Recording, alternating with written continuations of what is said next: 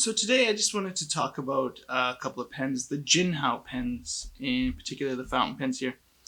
Um, the main reason I got them is because they're really cheap. I think each of these came in at right around $2 Canadian a piece, which is unbelievable, really. And I'm really curious to know how they write. I've given to them out as presents actually because I had to buy a whole bunch and um, for my class, and it was just an affordable way to give the students some pens.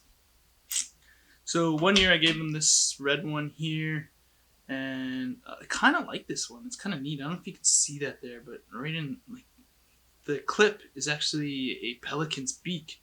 It's kind of nice. It's a nice red color. I like this clear piece in the middle here. So you can see the ink and you can see it filling the well and everything, which is really, really nice.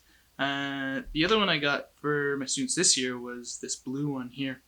Again, it's clear. I like it. These came in solid colors as well, and yeah, they're nice pens.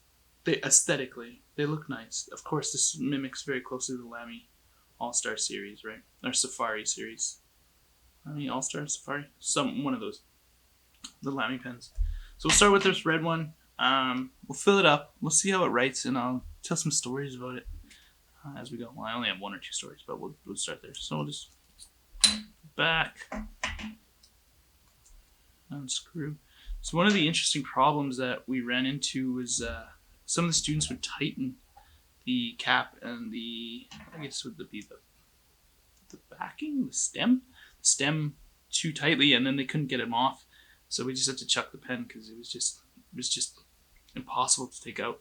It's unfortunate, but that's the way it goes.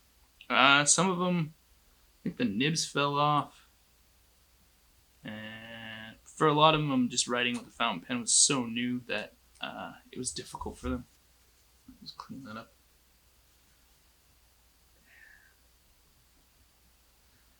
Get this out of the way.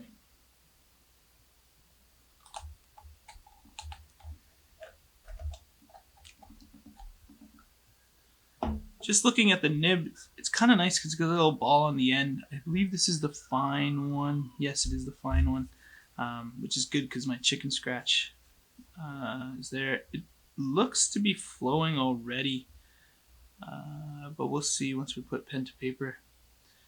Anyway, so we'll do this. Let's see. Oh, yeah.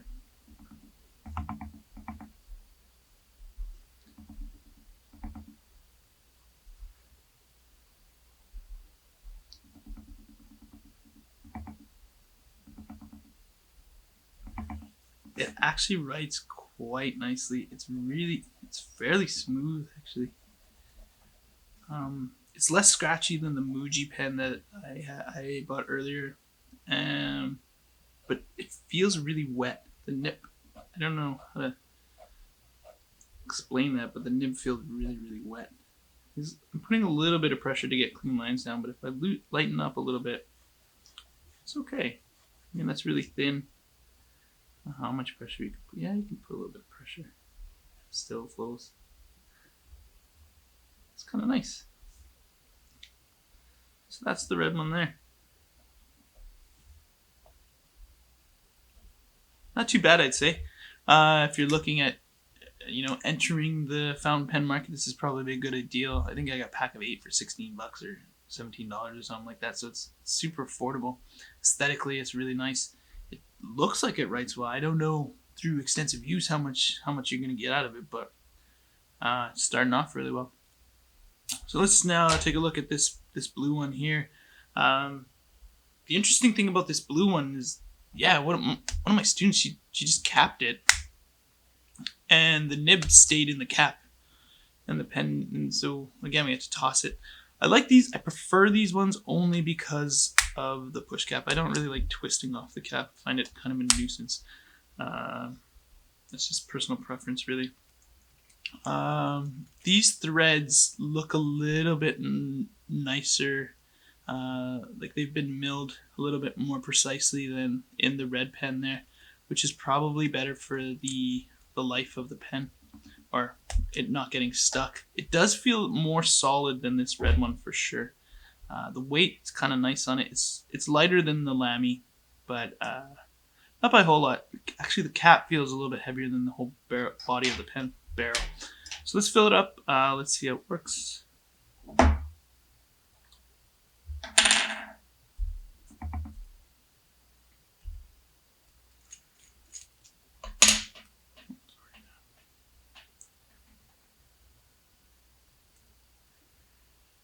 I'm just using some Parker Quink ink right here. Nothing fancy, nothing crazy. Don't really want to spend more money on the ink than I need to, especially for a pen of this price. And I find it to be a good, reliable ink, to be honest. The colors are pretty consistent, so when you switch bottles and things like that, I'm never too worried. The availability is there for sure. It's pretty easy to find and pick up, so you don't have to go searching for too long or anything. You don't have to go to a specialty stationery store. I think Staples carries it, which is really nice. And yeah, so this one, let's see, it's not flowing as quickly, it doesn't seem. But there, one of the students, the converter actually leaked into the barrel of the pen inside, and so it was coming out of these little holes here, which was really weird. And anyway, we ended up throwing it out. So yeah, so just taking a minute here. Doesn't seem to wanna go.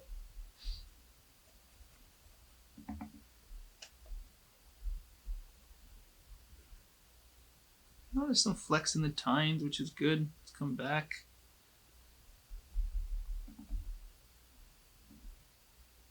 Let's see if we can't force a little bit of ink down there.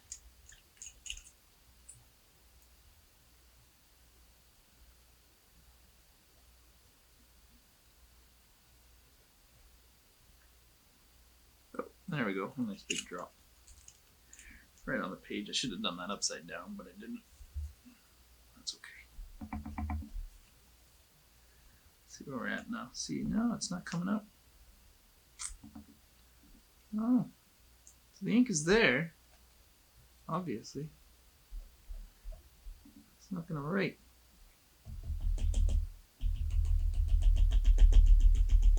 Oh.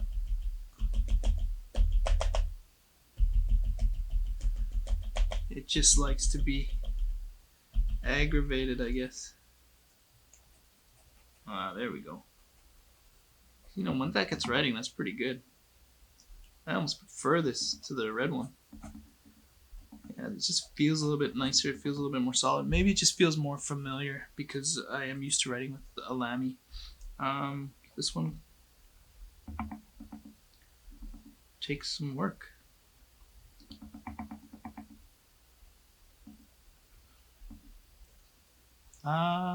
This is a fine as well, but it seems to write a little bit thicker. It's pretty wet nib. I don't know. The scratchiness is about the same. Again, it's less than the Muji, and I think that has to do with the ball at the little ball at the end. It's okay.